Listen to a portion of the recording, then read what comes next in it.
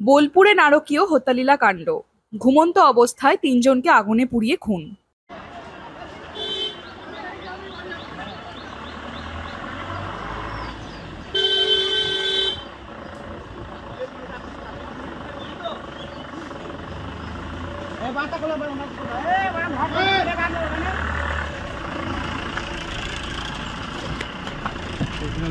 আপনি কি কিছু করেছেন? আপনি কিছু করেছেন? আপনি কি কিছু করেছিলেন? আপনি কিছু করেছিলেন? বলুন, আপনাকে কেন নিয়ে যাচ্ছে পুলিশ? কেন নিয়ে যাচ্ছে? কেন নিয়ে যাচ্ছে বলুন? না, আমি দেখছি মনে হচ্ছে চাপায় যাবে। ওগুলো আপনি বলে দেন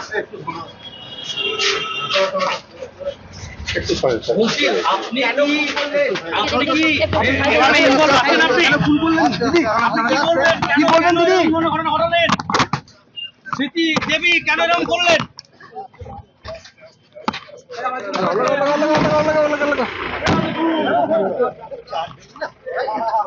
দিদি আপনি কিছু বলবেন? কিছু বলা আছে আপনার?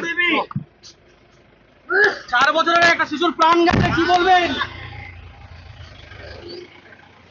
ব্যাপারটা হচ্ছে যে গত 5/7/2024 তারিখ রাত্রি আনুমানিক 12:05 আওয়ার্সে আব্দুল হালিম ওরফে তোতা, তার স্ত্রী কেরিমা বিবি এবং তার 4 বছরের একটা বাচ্চা আয়ান যখন ঘরের মধ্যে ঘুমাচ্ছিল, তখন তাদেরকে বাইরে থেকে আগুন ধরিয়ে দিয়ে পুড়িয়ে মেরে দেওয়া হয়।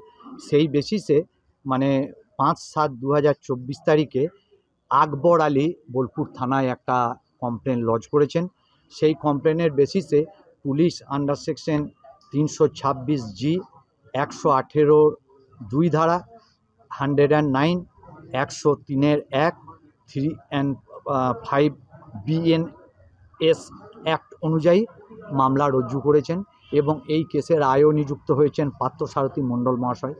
তিনি তদন্তকালে এই মকদ্দমার একজন আসামি নাজনী নাহার বিবি এলায়েস সিটি, তাকে অ্যারেস্ট করে আজকে বোলপুর আদালতে প্রোডাকশন করেছেন এবং প্রোডাকশন করার পর পুলিশ কাছে তিনি একটা স্বীকারোক্তি দিয়েছেন যে এই ঘটনার সঙ্গে তিনি সরাসরি যুক্ত এবং তার সঙ্গে শফিকুল ইসলাম ওরফে চন্দন এবং আরও অন্যান্য লোক এর সঙ্গে যুক্ত আছে।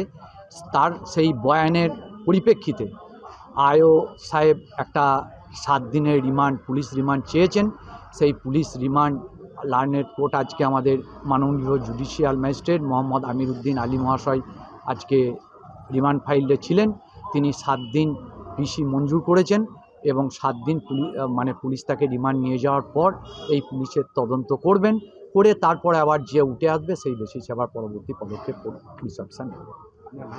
আমার নাম হচ্ছে উদয় কুমার গড়াই, আমি APP judicial magistrate second court Bolpur.